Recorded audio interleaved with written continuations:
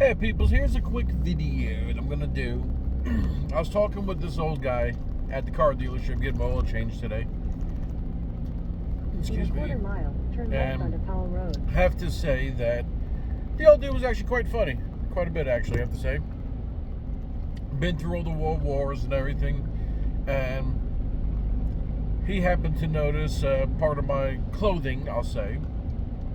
And he asked me my opinion on all this World War III and everything. And I told him, I said, in my opinion, everything on TV is just for show right now. Now, the whole Israel-Hamas thing, yeah, that's a very sad thing. But you have a terrorist organization that wants Israel. And I think it's all a religious aspect, because if they can take over Israel, Jesus was a Jew from Israel, Bethlehem, the whole 9 yards, all that. You eliminate Israel, you've rewritten religion for all the next generations of humanity, in my opinion. But we focused on more on, Second Amendment topics, because he asked me my opinion on that, and I'm like, yeah, I'll defend my family any way I am possibly able to. And I said, but I don't think the government it's more of a control aspect, because now this is my whole concept to my thinking, if drones are as advanced as they say they are, that we see in movies and all this, why would the government care if we had rifles, sniper rifles, machine guns? The government wouldn't care. Send a drone to this guy's address. Bloop, gone. I mean, literally. If it's advanced as they say it is. I mean, literally. Because from what I'm seeing on the internet, all different videos and stuff, that they have infrared, X-ray, and thermal, and night vision, and a bunch of more that usually we wouldn't be able to see as citizens. But if that's the case, why would they have any fear? Oh, there's a gather of 10,000 people. Yep, send 2 drones. One for backup. Bloop, done. Gone. Whole entire system can be controlled with drones.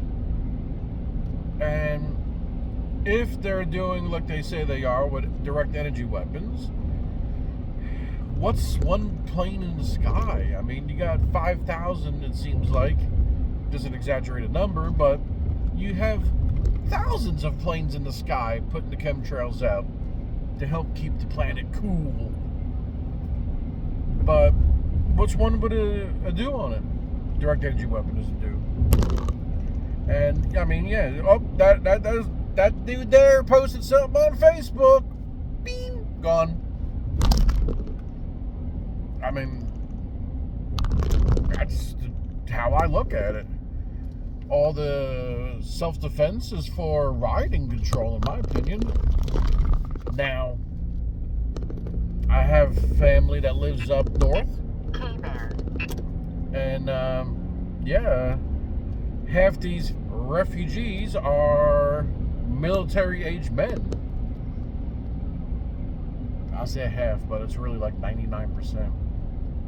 Because all the pictures I've seen from up north, New York, Chicago right now, are, in my opinion, 99.99%. Because I've only seen, out of all the pictures I've seen over the last month, I've only seen one woman, and questionably that was a waitress. Or prostitute, I don't know. But one out of all the pictures I've seen over a month. So, if the American people, legal people, aren't allowed firearms, yeah, you could police state everything with all those refugee police officers and military members. Because you have multiple states now allowing non-American citizens, aka undocumented or illegal aliens, can now be police officers. Isn't that a strange conflict of interest? So, yeah, if America was unarmed and you're giving illegals that'll do anything because they're getting paid to send their money home, basically, yeah, it'll be much easier to take over. But I don't know. It just don't make sense to me. Very little of it's making sense, because if all the AI technology and drones are real, why would the government care if we had handguns, rifles? They could fly up. I could fly my personal drone high enough you can't see it with a naked eye or hear it. Mine actually has a quiet mode where you can't even hear it. Won't go very fast, but you can't hear it. And if you can't hear it, you ain't going to be able to see it. So, I don't know. Don't make any sense to me. But that's the way it is. And right before my pickup truck, I call it my car, before that got ready, he was asking me my opinion on the New World Orders and all that type of stuff with the government. I said, that don't make any sense either.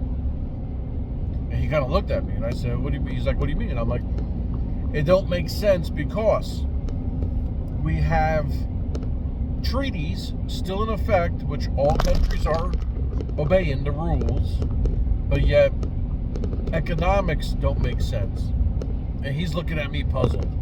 I said, take America.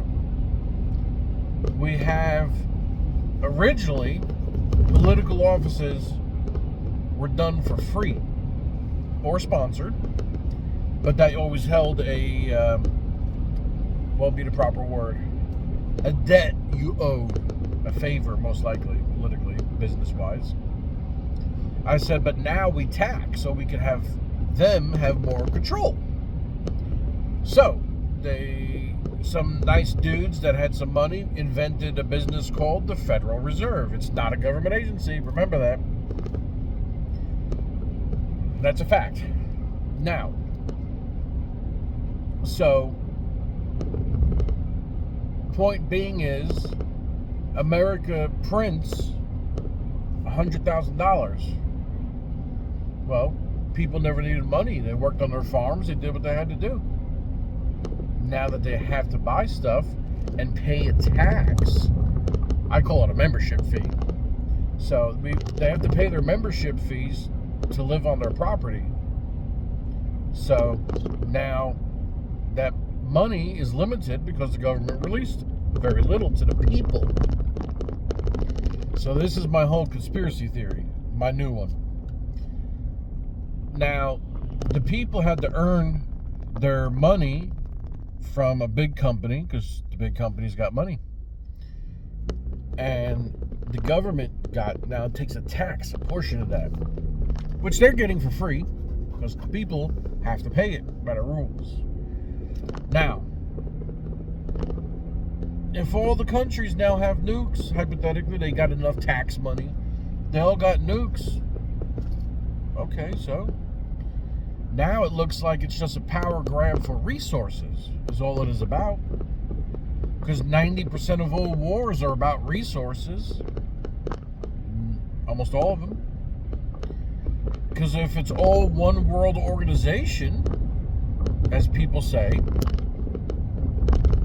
then it would make no sense that any one government's taking over going to war. If it's all one deep embedded pocket, if you know what I'm saying. So it don't make sense. The whole financial system don't make sense. It's like slave credits. You got to work to build up your credits, and then you get to redeem them.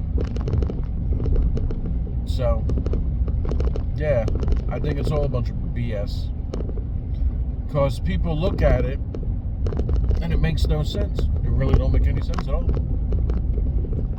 And as far as I'm concerned, if it don't make sense, it don't make sense.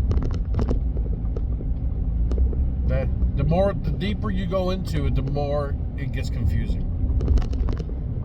Because